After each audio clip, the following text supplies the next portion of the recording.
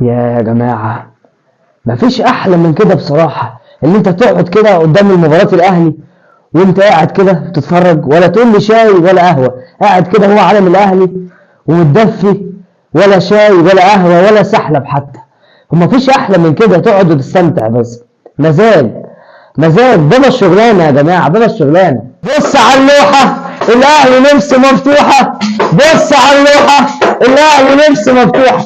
ايه الجمال ده يا جماعه؟ يعني الاولاني احسن من الثاني، لو فاتك الهدف الاولاني شوف الثاني، لو فاتك الثاني شوف الرابع، بغض النظر عن الجوانب السلبيه اللي في المباراه. لكن الاهلي بصراحه امتع. ليله كهربا وليله قفشه، امتع وابدع. الفولت العالي النهارده كان عالي. كهربا النهارده بيوصل للهدف ال 17 ليه في البطولات الافريقيه مع النادي الاهلي. بص يا جماعه الروقان النهارده، شفت المزيكا في الاهداف، في تنويع، في شغل، في تكتيك. هتقول لي المنافس ضعيف، انا معاك المنافس ضعيف، لكن شوف روقان لعيبه النادي الاهلي. شفت النادي الاهلي لما بيكون جماعي، شفت عمليه الروتيشن اللي عاملها كولر النهارده، شفت عمليه الحاله الهجوميه وفي الشق الهجومي، الشغل الهجومي النهارده ما بين طاهر وما بين حسين الشحات وما بين كهربا اللي كان بعيد جدا جدا عن الاهداف، عن تسجيل الاهداف الفتره الاخيره. لكن بص لما كهربا بيركز، بص بيجيب لك هدفين ولا اروع.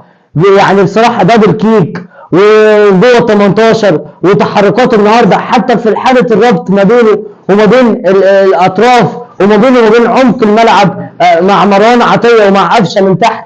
بصراحه النادي الاهلي النهارده يمتع ويبدع، وكان ممكن النتيجه تزيد عن كده النهارده، بس الاهلي دايما بيبدا دايما من الماتشات الافريقيه. الاهلي ناوي يا جماعه 13 ولا ايه؟ الاهلي ناوي على 13، وكولر بيوصل ان هو نجح النهارده فوزه، ان هو يوصل للفوز رقم 25 متتالي مع النادي الاهلي خلال مشواره في المنافسات الافريقيه.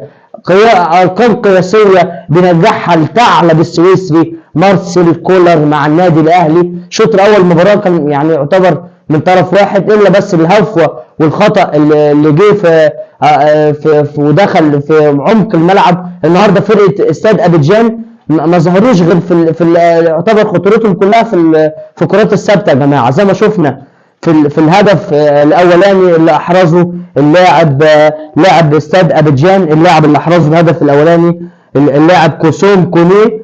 بصراحه انا بشوف ياسر ابراهيم، انت المفروض كنت تقرب عليه يا ياسر، ما يبقاش هو سابقك بخطوه وانت لسه بتتمشى وبتفكر انت تروح له يا ياسر.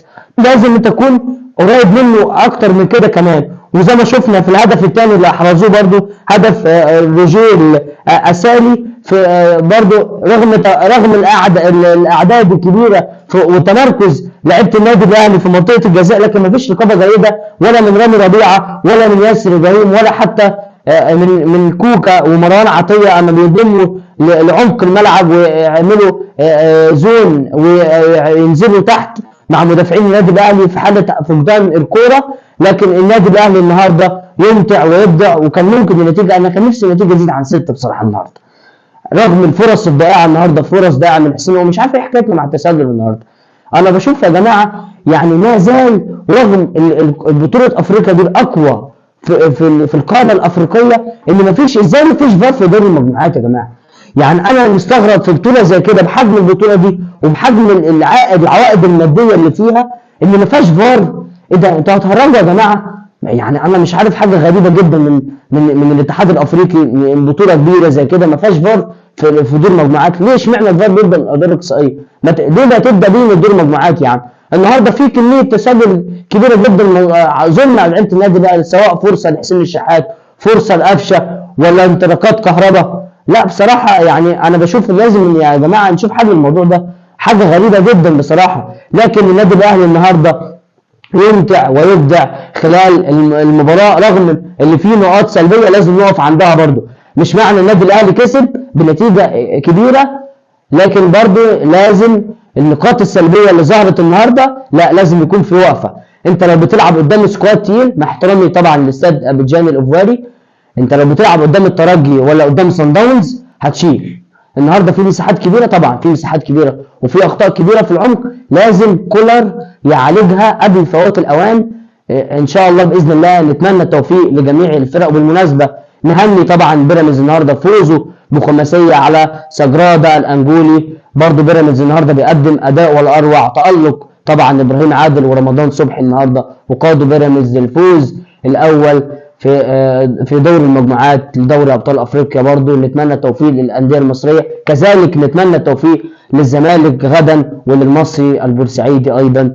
والاهلي يا ساده دايما صانع السعاده، بابا الشغلانه بابا الشغلانه. بص على اللوحه، الاهلي نفسه مفتوحه. اشوف وشكم دايما على خير، سلام عليكم.